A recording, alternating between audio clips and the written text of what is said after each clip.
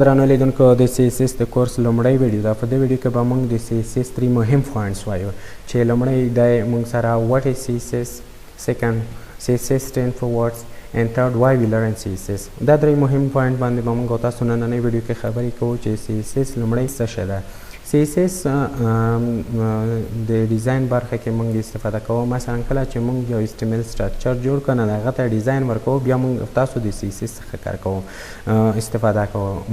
مثلا موږ تاسو دلته راځو، یو ساده فورم موږ تاسو جوړ کړی دی. لکه تېر ویډیو کې موږ تاسو یو سټوډنټ رجسټریشن فارم جوړ کړ په HTML کې. زه غواړم دې ته رنګ ورکړم، د سینټر ته راوړم. دا باید یو هوور وکړي. کله چې زه دلته راځم دا کوم قسم عکس العمل وښیي. د بټن ته راځم، په دې باندې چې کله زه کرسر ودروم نو دې ته باید د دې رنګ بکګراوند رنګ چې دی سور شي یا شین شي، مثلا هر څنګه چې تاسو غواړئ. دې ته مثلا دا کوم چارچوکاټ چې موږ تاسو ورکړی د دې رنګ دې څنګه شي، بکګراوند یې څنګه شي، شیډو ورکړو، نه ورکړو، نو دا بیا موږ تاسو بیا CSS ووایو. مثلا زه دلته راځم، په دې ځای کې زما سره یو ویب سایټ ده. دلته زه په دا ویب سایټ راخلاصوم. کله چې ما دا ویب سایټ راخلاص کړ، انډیکس تاسو ته زه اوس وښیم. ښه، دلته یو ویب سایټ ده.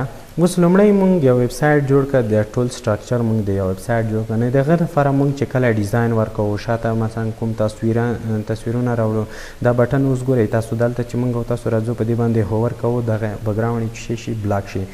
زه راځم دلته لاندې دغه څنګه راوړلی شو، په دې باندې ګورئ اوس دلته دا څنګه راوړلی شو، دغه کوم ټکسټ لاندې چې هغه ده، دلته آیکن یې څنګه راوړلی شو. د ټول د CSS مربوطي دا پورټفولیو دلته د ویب سایټ کې تاسو لیدلی شئ. ځکه دلته راځم دې بټن باندې څنګه هوور چې زه وکړم د دې رنګ شي بلاک شي. یا زه دلته راځم، ما یو څه جوړ کړی دی په دې ځای کې لاګین فارم. زه دلته د لاګین فارم خلاصوم. اوس موږ خو سټرکچر کوډ خو دې ته وکړو. نو ډیزاین برخه کې مثلا زه دلته راځم. د ټول اوس دا د CSS 3 خوبیانې دي چې موږ او تاسو ته دومره کوالټي سره موږ او تاسو یو شی جوړولی شو د CSS 3 په واسطه باندې. مثلا زه دلته راځم، دې ته څنګه ما یو رنګ ورکړی، دلته چې راځم هوور کوم، په دې باندې دا سره کم رنګ ولري. نو CSS موږ په د HTML په څنګ کې موږ دا د ډیزاین دپاره استفاده کوو. Second, CSS stand for words. CSS stand for cascading style sheet. د cascading style sheet نه دغه محفف معبره ده. او third موږ ویلی وو چې why we learn CSS. CSS موږ ولې وایو؟ CSS موږ د HTML tags د سټایلز لپاره موږ CSS وایو. مثلا موږ د HTML مهم ټاګونه وویل، د هغه ته سټایل ورکول، نو بیا موږ بیا راځو د CSS د لارې هغه ته سټایل ورکوو. دویم، کله چې موږ یو ریسپانسیو ویب سایټ جوړوو نو بیا موږ د CSS څخه کار اخلو. مثلا زه دلته راځم، یو ویب سایټ ده د موږ سره. زه په دې ځای کې دا ویب سایټ راخلاصوم، کوم ویب سایټ چې ده دا مای پرسنل پیج.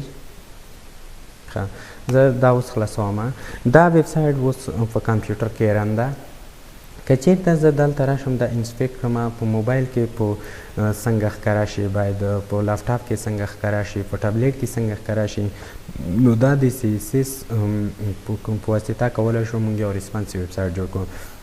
که چېرته موږ او تاسو یو ویب سایټ ریسپانسیو نه وي نو هغه اکثریت خلک نه خوښوي. مثلا راشي په موبایل کې خپل ویب سایټ راخلاص کړي، هغه ویب سایټ د موبایل کې نه ښکاره کېږي یا سکرول ولري دلته.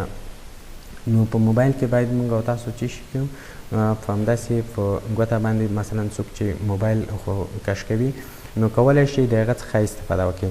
زه اوس راځم دلته، ما دا ټابلیټ ته زه چینج کولی شم. په دې ځای کې موږ کولی شو ټابلیټ ته چینج کړو، کمپیوټر ته، لیپټاپ ته، موبایل ته، هر ډول موبایل موږ سره وي دا کولی شو. دا یو ریسپانسیو ویب سایټ ده. موږ او تاسو کولی شو چې په همدې ډول ویب سایټ د CSS 3 په واسطه باندې جوړ کړو.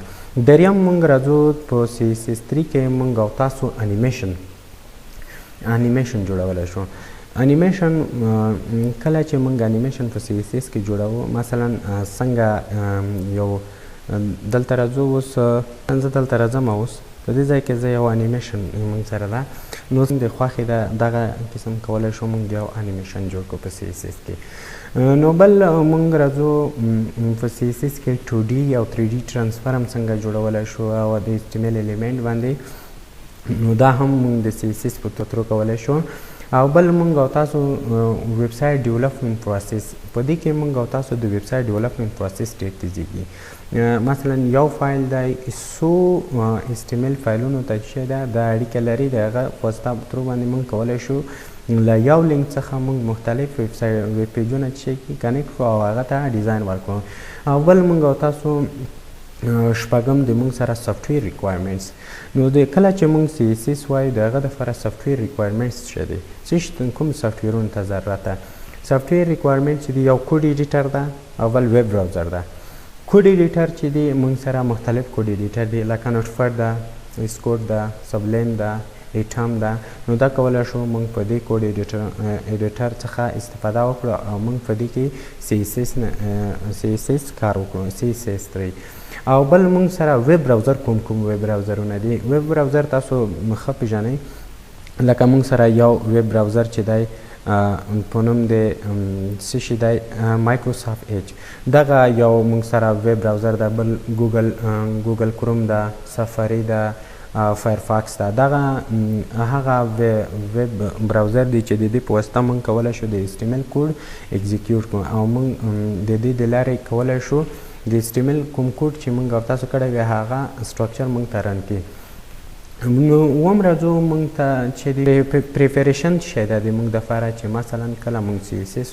وایو څه شی باید موږ او تاسو زده یې موږ او تاسو سره باید څه شی اوسي په مایند کې لومړی موږ او تاسو کله چې سی اس اس وایو بیسیک کمپیوټر باید موږ دپاره ډېر مهم دی چې څنګه کمپیوټر روښانولی شو مثلا کیبورډ څنګه استفاده کو نو ورډ ایکسل پاورپوینټ اکسس دې سره باید یو څه بلدتیا ولرئ خیر هغې مربوط نه دي خو بیا هم هغه د انسان مایند چې دلته ریفریش وي په دې ټولو باندې چې کله دا پوه اوسي نو د دپاره دا اسانه ده دویم موږ دپاره باید دغه کوم کس یا دغه شخص چې سی اس اس زده کوي هغه باید د انټرنیټ سره بلد اوسي چې څنګه کولی شو موږ د انټرنیټ سره وای فای واصل کړو څنګه کولی شو موږ براوزر راخلاص کړو براوزر د لارې یو ګوګل سرچ انجن کې مطلب څه شی سرچ کوو څنګه یې سرچ کړو دریم بل دوی په HTML باندې پوره پوه اوسي چې څنګه موږ HTML استفاده کوو HTML موږ تېره ویډیوګانو کې 21 ویډیوګانې 22 ویډیوګانې موږ او تاسو د HTML په باره کې جوړې کړي دي چې HTML سټرکچر څنګه جوړولی شو HTML کې ټاګونه څه شی دي الیمنټس څه دي اټریبیوټس څه دي ایمیجز څه دي ویډیو ټاګ څه دي نو دا موږ په HTML کې ټول ویلي وي نو که تاسو HTML تر اوسه نوي زده کړی یا زموږ پیج ته نوي راغلی یاست چینل ته نو تاسو زما چینل وساټیک په نامه باندې کوم چینل چې ده نو دا په دې کې کولی شئ HTML لرنینګ وکړئ دا د سی اس اس د کورس لومړی ویډیو وه تر بلې ویډیو پورې د خدای په امان